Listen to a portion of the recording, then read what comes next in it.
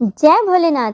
अब सुने आगे की कथा। ब्रह्मा जी बोले, नारद, स्वर्ग में सब देवता मिलकर ये सलाह करने लगे कि किस प्रकार भगवान रुद्र काम से सम्मोहित हो सकते हैं।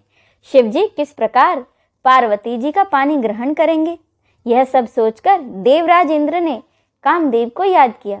कामदेव तुरंत ही वहां पहुंच गए। तब इंद्र ने कामदेव से कहा कि हे मित्र, मुझ पर बहुत बड़ा संकट आ गया है। मेरे उस संकट का निवारण सिर्फ तुम ही कर सकते हो। हे काम, जिस प्रकार वीर की परीक्षा रणभूमि में, स्त्रियों के कुल की परीक्षा पति के असमर्थ हो जाने पर होती है, उसी प्रकार एक सच्चे मित्र की परीक्षा विपत्ति काल में ही होती है। इस समय मैं बहुत बड़ी मुसीबत में फंसा हुआ हूँ और इस विपत्ति से केवल आप ही मुझे बचा सकते हो। यह कार्य देवहित के लिए है, इसमें कोई संशय नहीं है। देवराज इंद्र की बातें सुनकर कामदेव मुस्कुराए और बोले कि देवराज, इस संसार में कौन मित्र है, कौन शत्रु, ये तो वाकई देखने की वस्तु है। इसे कहकर कोई लाभ नहीं है। देवराज, मैं आपका मित्र हूँ और आपकी सहायता की पूरी कोशिश अवश्य करूँगा। इंद्रदेव, जिसने आपके पद और राज्य को छीनकर आपको परेशान किया है, मैं उसे दंड देने के लिए आपकी हर संभव मदद अवश्य करूँगा। इसीलिए जो कार्य मेरे योग्य है, मुझे अवश्य बताइए। कामदेव के इस कथन को सुनकर इंद्रदेव बहुत प्रसन्न हुए और उनसे बोले कि हे तात, मैं जो कार्य करना चाहता हूँ उसे सिर्फ आप ही पूरा कर सकते हैं। आपके अतिरिक्त कोई भी उस काम को करने के विषय में सोच भी नहीं सकता। तारक नाम का एक प्रसिद्ध दैत्य है। तारक ने ब्रह्मा जी की घोर तपस्या करके वरदान प्राप्त किया है, जिससे तारक अजय हो गया है। अब वह पूर्णतः निश्चित होकर पूरे संसार को कष्ट दे रहा है। वह धर्म का नाश करने को आतुर है। उसने सभी देवी देवताओं को और ऋषि मुनियों को दुखी कर रखा है। हम देवताओं ने उससे युद्ध किया, परंतु उस पर कोई अस्त्र शस्त्रों का प्रभाव नहीं पड़ता। यही नहीं, स्वयं श्री हरि का सुदर्शन चक्र भी तारक का कुछ नहीं बिगाड़ सका। मित्र, भगवान शिव का पुत्र ही केवल तारकासुर का वध कर सकता है। इसीलिए तुम्हें भगवान शिव के हृदय में आसक्ति पैदा करनी है। भगवान शंकर इस समय हिमालय पर्वत पर तपस्या कर रहे हैं और देवी पार्वती अपनी सखियों के साथ मिलकर महादेव जी की सेवा कर रही हैं। ऐसा करने के पीछे देवी पार्वती का केवल एक ही उद्देश्य है, वह है कि भगवान शिव को वह पति रूप में प्राप्त करना चाहती हैं। लेकिन शिव तो परम योगी हैं, उनका मन सदैव ही उनके वश में है। हे कामदेव, आप कुछ ऐसा उपाय करें कि भगवान शंकर के हृदय में पार्वती का निवास हो जाए और वे उन्हें अपनी पत्नी बना लें और उनका पानी ग्रहण कर लें। आप कुछ ऐसा कार्य करें जिससे देवताओं के सभी कष्ट दूर हो जाएं और हम सभी को तारकासुर नामक दैत्य से हमेशा के लिए छुटकारा मिल जाए। यदि कामदेव आप ऐसा करने में सफल हो जाएंगे तो हम सब आपके सदैव के लिए आभारी रहेंगे। ब्रह्मा जी बोले, नारद, देवराज इंद्र के कथन को सुनकर कामदेव का मुख प्रसन्नता से खिल गया। तब कामदेव देवराज इंद्र से कहने लगे कि मैं इस कार्य को अवश्य करूंगा। इंद्रदेव को कार्य करने का आश्वासन देकर कामदेव अपनी पत्नी रति और वसंत को अपने साथ लेकर हिमालय पर्वत पर चल दिए, जहां भगवान भोलेनाथ तपस्या कर रहे थे। आगे ब्रह्मा जी कहते हैं कि नारद, कामदेव अपनी पत्नी रति और वसंत ऋतु को अपने साथ लेकर हिमालय पर्वत पर पहुंचे, जहां त्रिलोकीनाथ भगवान शिव शंकर तपस्या में मग्न बैठे थे। कामदेव ने शिव जी पर अपने बाण चलाए। इन बाणों के प्रभाव से शिव जी के हृदय में देवी पार्वती के प्रति आकर्षण होने लगा तथा उनका ध्यान तपस्या से हटने लगा। ऐसी स्थिति देख महायोगी शिव अत्यंत आश्चर्यचकित हुए और मन में सोचने लगे कि मैं क्यों अपना ध्यान एकाग्रचित नहीं कर पा रहा हूँ। मेरी तपस्या में ये कैसा विघ्न आ रहा है। अपने मन में यह सब सोचकर भगवान शिव शंकर इधर उधर चारों ओर देखने लगे। जब महादेव जी की दृष्टि दिशाओं पर पड़ी तो वे भी डर के मारे कांपने लगी। तभी भगवान शिव की दृष्टि सामने छिपे हुए कामदेव पर पड़ी। उस समय काम पुनः बाण छोड़ने वाले थे। उन्हें देखते ही शिव जी को क्रोध आ गया। इतने में काम ने अपना बाण छोड़ दिया, परंतु क्रोधित हुए शिवजी पर उसका कोई प्रभाव नहीं हो सका। वह बाण शिवजी के पास आते ही शांत हो गया। तब अपने बाण को बेकार हुआ देख कामदेव डर से कांपने लगे और इंद्र आदि देवताओं को याद करने लगे। सभी देवतागण वहां आ पहुंचे और महादेव जी को प्रणाम कर उनकी भक्ति भाव से स्तुति करने लगे। जब देवतागण उनकी स्तुति कर ही रहे थे, तभी भगवान शिव ने अपनी तीसरी आंख खोली और उसमें से आग निकली। वह आग आकाश के ऊपर उड़ी और अगले ही पल पृथ्वी पर आ गिरी। फिर वह चारों ओर गोल घूमने लगी। इससे पहले कि इंद्रदेव या अन्य कोई देवता शिवजी से क्षमा याचना कर पाते, उस आग ने वहां खड़े कामदेव को जलाकर भस्म कर दिया। कामदेव के भस्म हो जाने से देवताओं को बड़ी निराशा और वह दुख हुआ। वे यह देखकर बड़े व्याकुल हो गए कि काम उनकी वजह से ही शिवजी के क्रोध का भागी बना है। कामदेव की अग्नि में जलने का दृश्य देखकर वहां उपस्थित देवी पार्वती और उनकी सखियां भी अत्यंत भयभीत हो गईं। उनका शरीर जड़ हो गया, जैसे शरीर का खून सफेद हो गया हो। पार्वती अपनी सखियों के साथ तुरंत अपने घर की ओर चली गईं। कामदेव की पत्नी रति तो मूर्छित होकर गिर पड़ी। मूर्छा टूटने पर वह जोर जोर से विलाप करने लगी और कहने लगी, अब मैं क्या करूं, कहाँ जाऊं? देवताओं ने मेरे साथ बहुत बुरा किया, जो मेरे पति को यहाँ भेजकर शिवजी के क्रोधा अग्नि में भस्म करा दिया। हे स्वामी, हे प्राण प्रिय, ये आपको क्या हो गया? इस प्रकार देवी रति रोती बिलखती हुई अपने सिर के बालों को जोर जोर से नोचने लगी। उनके करुण क्रदन को सुनकर समस्त चराचर जीव अत्यंत दुखी हो गए। तत्पश्चात इंद्र आदि देवता वहां देवी रति को धैर्य देते हुए उन्हें समझाने लगे। देवता बोले, हे देवी, आप अपने पति कामदेव की शरीर की भस्म का थोड़ा सा अंश अपने पास रख लो और अनावश्यक भय से मुक्त हो जाओ।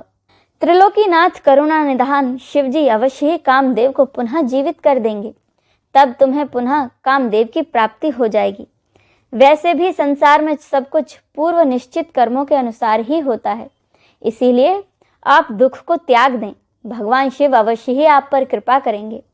इस प्रकार देवी रति को अनेक आश्वासन देकर सभी देवता शिवजी के पास गए और उन्हें प्रणाम करते हुए कहने लगे कि हे भक्त वत्सल, हे त्रिलोकीनाथ भगवान, आप कामदेव के ऊपर किए गए अपने क्रोध पर पुनः विचार अवश्य करिए। कामदेव यह कार्य अपने लिए नहीं कर रहे थे, इसमें उनका निजी स्वार्थ कतई नहीं था। हे भगवान, हम सभी तारकासुर के सताए हुए थे।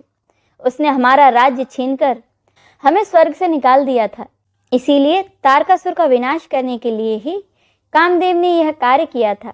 आप कृपा करके अपने क्रोध को शांत करें और रोती बिलखती कामदेव की पत्नी रति को समझाने की कृपा करें, उसे सांत्वना दें, अन्यथा हम यही समझेंगे कि आप हम सभी देवताओं और मनुष्यों का संहार करना चाहते हैं। हे प्रभु, कृपा कर रति का शोक दूर करें। तब सदाशिव बोले, हे देवगणों, हे ऋषियों, मेरे क्रोध के कारण मैंने कामदेव को अपने तीसरे नेत्र से भस्म कर दिया है। जो कुछ हो गया है उसको अब बदला नहीं जा सकता, परंतु कामदेव का पुनर्जन्म अवश्य होगा। जब भगवान श्री हरि विष्णु श्री कृष्ण अवतार लेंगे और रुक्मणी को अपनी पत्नी के रूप में स्वीकारेंगे, तब देवी रुक्मणी के गर्भ से श्री कृष्ण के पुत्र के रूप में कामदेव जन्म लेंगे। उस समय कामदेव प्रद्युम्न नाम से जाने जाएंगे। प्रद्युम्न के जन्म के तुरंत बाद ही शंबर नाम का असुर उसका अपहरण कर लेगा और उसे समुद्र में फेंक देगा। रति, तब तक तुम्हें शंबर के नगर में ही निवास करना होगा। वहीं पर तुम्हें अपने पति कामदेव प्रद्युम्न के रूप में प्राप्त होंगे। वहीं पर प्रद्युम्न के द्वारा संभरासुर का वध होगा। भगवान शिव की बात सुनकर देवताओं ने प्रसन्नता पूर्वक उन्हें प्रणाम किया और बोले, हे देवादिदेव महादेव, करुणा निधान, आप कामदेव को जीवन दान दें और कामदेव के पुनर्जन्म तक देवी रति के प्राणों की रक्षा करें। देवताओं की यह बात सुनकर करुणा निधान भगवान शिव ने कहा कि मैं कामदेव को अवश्य ही जीवित कर दूंगा। वह मेरा गण होकर आनंद पूर्वक जीवन व्यतीत करेगा। अब तुम सब निश्चिंत होकर अपने अपने धाम को जाओ। ऐसा कहकर महादेव जी भी वहां से अंतर्धान हो गए। उनके कहे वचनों से देवताओं की सभी शंकाएं दूर हो गईं। इसके बाद देवताओं ने कामदेव की पत्नी रति को अनेकों आश्वासन दिए और फिर अपने धाम को चले गए। देवी रति भी भगवान शिव की आज्ञा के अनुसार शंबर नगर को चली गई और वहां पहुंचकर अपने प्रियतम के प्रकट होने की प्रतीक्षा करने लगी। अब इससे आगे की कथा का रसपान हम अगले अध्याय में करेंगे। जय भोलेनाथ। अब सुने श्री रुद्राष्टकम। नमामि शमीशान निर्वाण रूपम विभुम व्यापकम ब्रह्म वेद स्वरूपम निजम निर्गुणम निर्विकल्पम निरेहम चिदाकाशमाकाशवासं भजेहम निराकारमोंकार मूलं तुर्यं गिराज्ञान गोतीतमीशं गिरीशं करालं महाकाल कालं कृपालं गुणागार संसार पारं नतोऽहम् तुषाराद्रिसंकाश गौरं गंभीरं मनोभूत कोटि प्रभासे शरीरं स्फुरन्मौले कलोलिनी चारुगंगा लसद भाल बालेन्दु कंठे भुजंगा चलत्कुंडलं भ्रो सुनेत्रं विशालं प्रसन्नाननं नीलकंठं दयालं मृगाधीश चर्मांबरं मुंडमालं प्रियं शंकरं सर्वनाथं भजामि प्रचंडं प्रकष्टं प्रगल्भं परेशं खंड अजं भानुकोटि प्रकाशं त्रयशूल निर्मूलनं शूलपाणिं भजेऽहं भवानीपतिं भाव्यगम्यं कलातीत कल्याण कल्पान्तकारी सदा सज्जनानन्ददाता पुरारी चिदानंद संदोह मोह पहारी प्रसीद प्रसीद प्रभु मन्मथारी न यावदुमानाथ पादारविन्दं भजन्ते लोके परेवा नराणं वतावत् सुखं शान्ति संतापनाशं प्रसीद प्रभो सर्वभूतादिवासं न जानामि योगं जपं नीव पूजां नतोऽहं सदा सर्वदा सम्भुतुभ्यं जराजन्म दुःखोगतातप्यमानं प्रभो पाहि आपन्मामीश शम्भो रुद्राष्टकमिदं प्रोक्तं विप्रेण हर्तोषे ये पठन्ति नरा भक्त्या तेषां शम्भु प्रसदति इति श्री रुद्राष्टकम संपूर्णम। चलिए अब हम सब मिलकर शिव चालीसा का पाठ करें। जय गिरजापति दीन दयाला सदा करत संतन प्रतिपाला भाल चंद्रमा सोहत नीके कानन कुंडल नाग फनी के अंग गौर सिर गंग बहाए मुंड माल तन शार लगाए वस्त्र खाल वाघांबर सोए छवि को देखी नाग मुनि मन मोहे मैना मातु की हवे दुलारी वाम अंग सोहत छवि न्यारी कर त्रिशूल सोहत छवि भारी करस सदा शत्रुन शयकारी नंदी गणेश सोहे तह कैसे सागर मध्य कमल हैं जैसे कार्तिक श्याम और गणराव या छवि को कही जात न काऊ देवन जब ही जाय पुकारा तभी दुख प्रभु आप निवारा कियो उपद्रव तारक भारी देवन सब मिली तुम ही ज्वाहारी तुरंत सड़ानन आप उठाई लवनिमेश ममारी गिरायु आप जलंधर असुर संहारा सो यस तुम्हार विदित संसारा त्रिपुरासुर सन दुमचाई सभी कृपा करी लीन बचाई किया तप ही भागीरथ भारी पूर्व प्रतिज्ञा तासु पुरारी दानिन मह तुम सम कोई नाही सेवक स्तुति करस सदाही वेद माही महिमा तब गाई अखत अनादि भेद नहीं पाई प्रकटी उदधि मथनते ज्वाला जरस सुरासुर भय विहाला कीन दया ता करी सहाई नीलकंठ तब नाम कहाई पूजन रामचंद्र जब कीन्हा जीत के लंक भीषण दीन्हा सहस कमल में हो रहे धारी कीन परीक्षा तभी पुरारी एक कमल प्रभु राखे जोई कमल नैन पूजन चह सोई कठिन भक्ति देखी प्रभु शंकर भय प्रसन्न दिए इच्छितवर जय जय जय अनंत अविनाशी करत कृपा सबके घटवासी दुष्ट सकल नित मोहि सतावे भ्रमत रहूं मोय चैन न आवे त्राहि त्राहि मैं नाथ पुकारो यही अवसर मोहि आन उबारो ले त्रिशूल शत्रुन को मारो संकट ते मोहि आन उबारो मात पिता भ्राता सब होई संकट में पूछत नहीं कोई स्वामी एक है आस तुम्हारी आय और मम संकट भारी धन निर्धन को देश सदाही जो कोई जांचे सो फल पाही अस्तित्व विधि करो तुम्हारी शंभु ना तब चूक हमारे शंकर हो संकट के नाशन विघ्न विनाशन मंगल कारण योगी यति मुनि ध्यान लगावे नारद सारद शीस नवावे नमो नमो जय नमः शिवाय सुर ब्रह्मादिक पार न पाए जो यह पाठ करे मन लाई तापर होते हैं शंभु सहाय ऋणिया जो कोई हो अधिकारी पाठ करे सो पावन हारी पुत्र होन कर इच्छा कोई निश्चय से प्रसाद ते होई पंडित त्रदशी को लावे ध्यान पूर्वक होम करावे त्रयोदशी व्रत करे हमेशा, तन ही ताके रहे कलेसा। धूप दीप नैवेद्य चढ़ावे, शंकर सम्मुख पाठ सुनावे। जन जन के पाप नसावे, अंत धाम शिवपुर में पावे। कहत अयोध्या आस तुम्हारी, जानी सकल दुख हरु हमारे। नित्य नेम कर पाठ करो 40, तुम मेरी मनोकामना पूर्ण करो जगदीश। इति श्री शिव चालीसा संपूर्णम। आइए हम सब मिलकर भगवान शिव की आरती करें। ओम जय शिव ओमकारा, प्रभु हरि शिव ओमकारा। ब्रह्मा विष्णु सदा शिव, ब्रह्मा विष्णु सदा शिव। अर्धांगी धारा, ओम जय शिव ओमकारा। एकानन चतुरानन पंचानन राजे, शिव पंचानन राजे। हंसासन गरुड़ासन, हंसासन गरुड़ासन। वृषवाहन साजे, ओम जय शिव ओमकारा। दो भुज चार चतुर्भुज, 10 भुज ते सोहे, शिव 10 भुज ते सोहे। तीन रूप निरखता, तीन रूप निरखता। त्रिभुवन जन मोहे, ओम जय शिव ओमकारा। अक्षमाला वनमाला मुंडमाला धारी, शिव मुंडमाला धारी। चंदन मृगमद चंदा, चंदन मृगमद चंदा।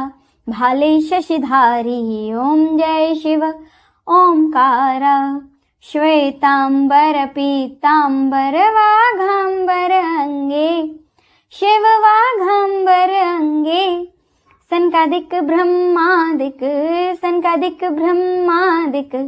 भूतादिक संगे, ओम जय शिव ओमकारा। करके मध्य कमंडल चक्र त्रिशूल धरता, शिव चक्र त्रिशूल धरता। जग करता दुख हरता, जग करता दुख हरता। जग पालन करता, ओम जय शिव ओमकारा। ब्रह्मा विष्णु सदा शिव, जानत अविवेका, शिव जानत अविवेका। प्रणवाक्षर के मध्य, प्रणवाक्षर के मध्य ये तीनों एका। ओम जय शिव ओमकारा। त्रिगुण स्वामी जी की आरती जो कोई नर गावे, शिव जो कोई नर गावे। कहत शिवानंद स्वामी, कहत शिवानंद स्वामी। सुख संपत्ति पावे, ओम जय शिव ओमकारा। ओम जय शिव ओमकारा। प्रभु हरि शिव ओमकारा।